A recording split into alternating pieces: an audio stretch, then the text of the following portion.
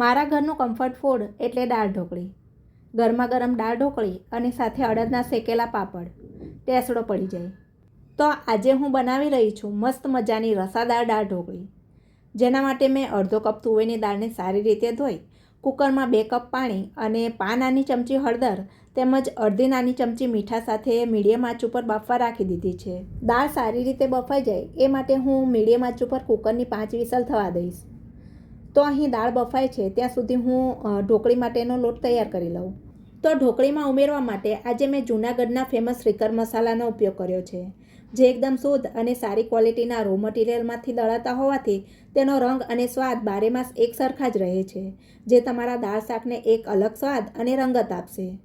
ઢોકળીનો લોટ તૈયાર કરવા માટે અહીં કથરોટમાં મેં 1.5 કપ ઘઉંના ઝીણા લોટમાં સ્વાદ પ્રમાણે મીઠું, મરચું પાવડર, હળદર, ધાણા જીરું પાવડર તેમજ ઢોકળી એકદમ પોચી બને એ માટે થોડું તેલ નાખી મસાલાને લોટમાં બરાબર મસળી લઈને થોડું પાણી ઉમેરતા જઈ રોટલીના લોટ જેવો લોટ બાંધી લીધો છે અને ઢાંકીને થોડીવાર સાઈડ પર રહેવા દીધો છે.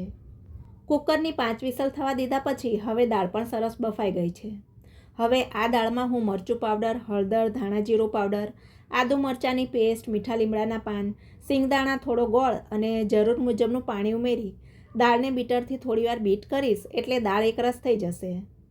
તો દાળને એકરસ અને પાતળી કરવા માટે અત્યારે મેં 2.5 કપ પાણી ઉમેર્યું છે. ઢોકળી ઉમેર્યા પછી મને જો જરૂર લાગશે તો હું થોડું વધારે પાણી પણ ઉમેરીશ.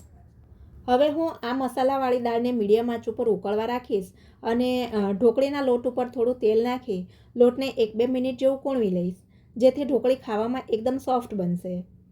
આ રીતે લોટ કૂણવી લીધા પછી હું આ લોટમાંથી રોટલી વણાઈ તેવા મીડિયમ સાઇઝના લુવા તૈયાર કરી લઈશ અને દરેક લુવા ઉપર થોડું અટામણ લગાવી તેની પાતળી રોટલી વણીને આ રોટલી ઉપર થોડા અંતરે આડા અને ઊભા કાપા લગાવી બધા જ લુવામાંથી આ રીતની ઢોકળી તૈયાર કરી લઈશ.